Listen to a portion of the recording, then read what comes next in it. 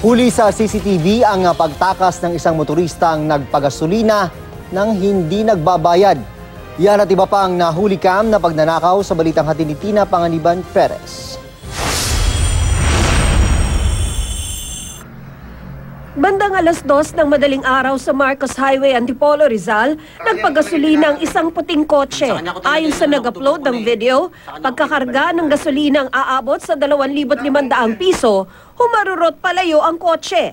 Sinubukan pa itong habulin ng gasoline boy pero mabilis na nakalayo ang kotse. Ayon pa sa nag-upload ng video, 2 ang plaka ng sasakyan. Nagpanggap namang customer ang 2 kawatan sa isang tindahan sa Cebu City. Panay ang lingon ng 2. Ang babae, nagsilbing harang at lookout nang damputin ng lalaki ang isang portable DVD player at mabilis itong pinasok sa kanyang pantalon. Tila pinasadya ang bulsa para magkasya, hindi lang isa kundi 2 portable DVD player. Sa Cebu pa rin, kapwa customer naman ang biniktima ng isang lalaki sa computer shop.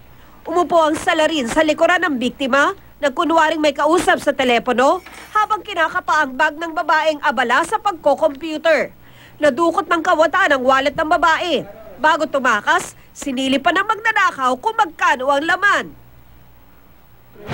Animoy nagsha-shopping naman ang nahuli cam na babae sa Pagadian City nang tangayin ang mga nakasampay sa isang boarding house. Ayon sa pulisya, mga estudyanteng boarder ang mga may-ari ng mga ninakaw na damit. Natukoy na at tinutugis na ng pulisya ang suspect. Tina Panganiban Perez, GMA News.